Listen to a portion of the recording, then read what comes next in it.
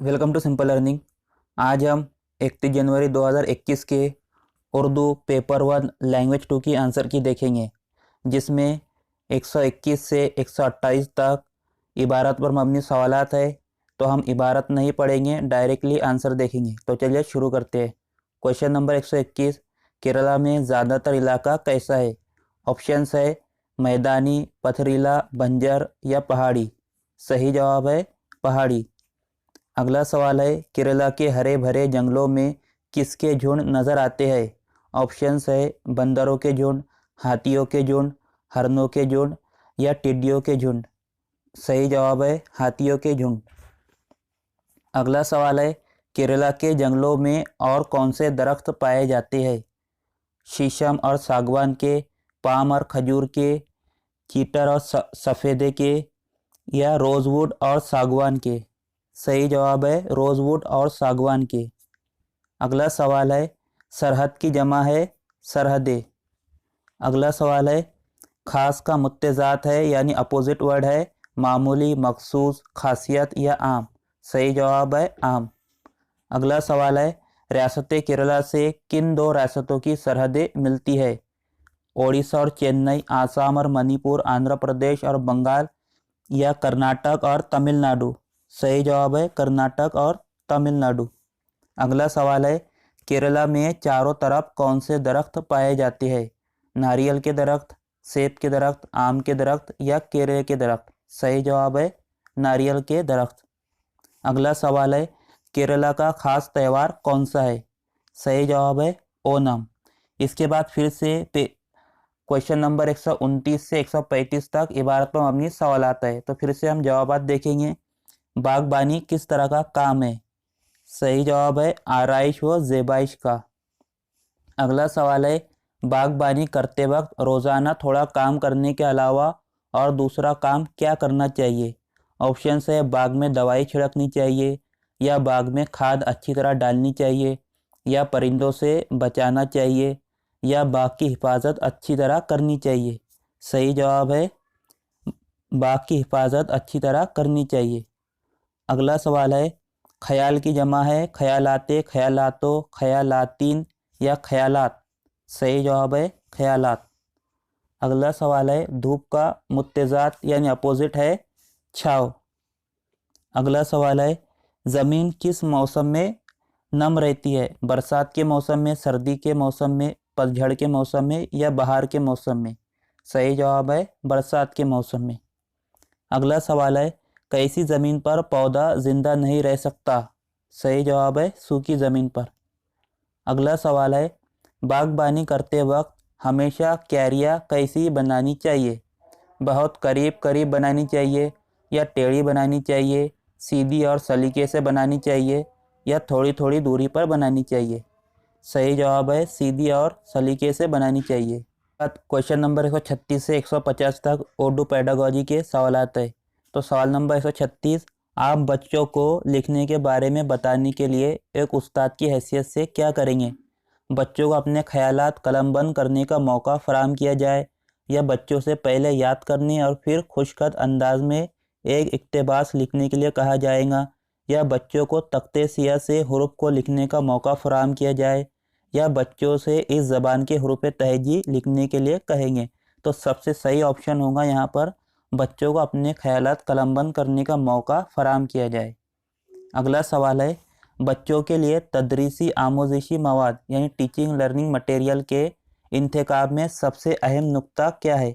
Options है इसे बहुत ज़्यादा महंगा नहीं होना चाहिए या इसे सिर्फ तलबा का तैयार करदा होना चाहिए या इसे सियाक के मुताबिक और मरबूत अंदाज में इस्तेमाल होने वाला होना चाहिए या इसे करीबी बाज़ार में दस्तयाब होना चाहिए।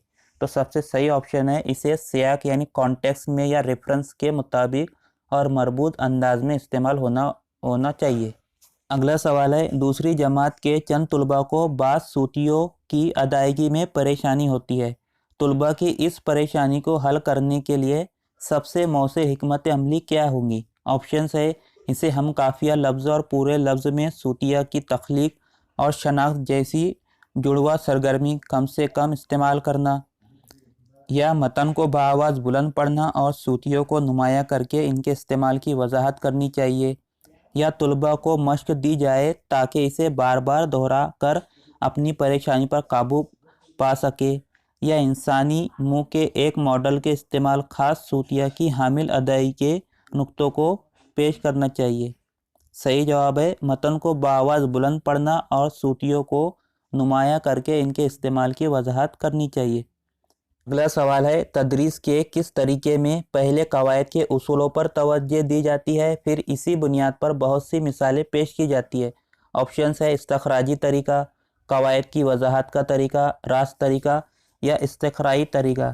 صحیح جواب ہے استخراجی طریقہ۔ اگلا سوال ہے آموزگار کس طرح زبان کا اکتساب کرتا ہے؟ زبان کی ساخت کا تجزیہ کر کے، یا زبان کے ادب کا مطالعہ کر کے، یا زبان کے بولنے والوں کی ثقافت کا مطالعہ کر کے، یا فطری تعاملی ماحول میں زبان کو برت کر؟ صحیح جواب ہے فطری تعاملی ماحول میں زبان کو برت کر۔ اگلا سوال ہے درج ذیل میں سے کون لطیف حرکی، لطیف یعنی پولائٹ مہارت کو فروغ دینے کی مثال ہے؟ اچھل کودنا، لکھنا، پڑھنا یا چڑھنا؟ صحیح جواب ہے لکھنا۔ اگلا سوال ہے استاد کے ذریعے پوچھے گئے سوالات میں سے کون سوال کلاس روم میں کثیر لسانیات کو فروغ دیتا ہے، یعنی ملٹی لنگوسٹک کو فروغ دیتا ہے؟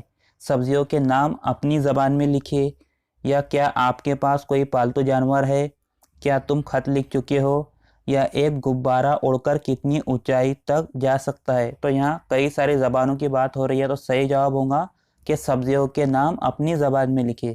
اگلا سوال ہے ابتدائی درجات میں نظموں کو پڑھانا چاہیے کیونکہ یہ آموزگاروں کو نظم و ضبط میں رکھتی ہے، یا آموزگاروں کو ادب زبان کے قواعد کی آموزش میں معاون ہوتی ہے، یا مشکل الفاظ کی وضاحت اور پھر جملہ سازی میں آموزگاروں کی مدد کرتی ہے، یا آموزگاروں کو ادب زبان بولنے کا موقع فراہم کرتی ہے؟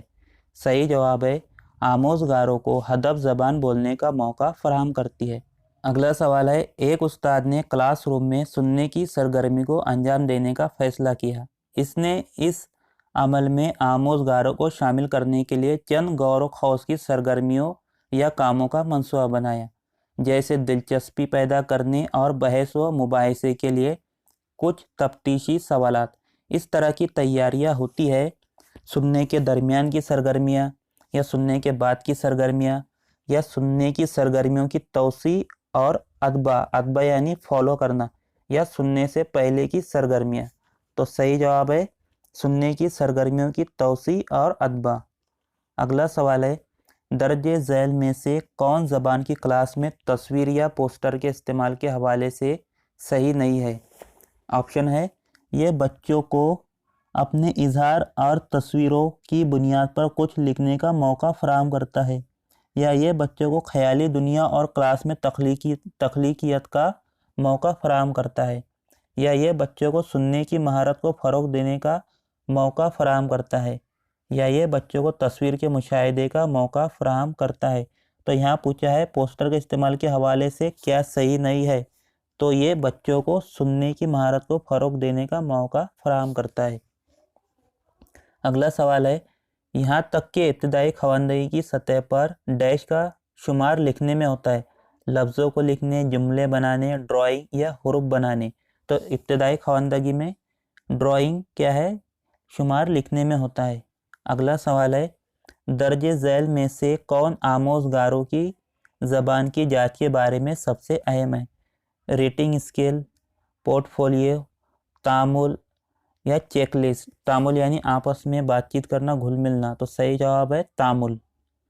اگلا سوال ہے درج ذیل میں سے کون زبان کے اکتساب میں بچے کے لیے سب سے اہم رول ادا کرتا ہے؟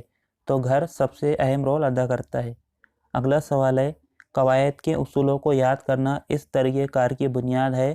راست طریقہ، قواعد کا وضاحتی طریقہ، فطری طریقہ یا ساختیاتی طریقہ؟ صحیح جواب ہے قواعد کا وضاحتی طریقہ۔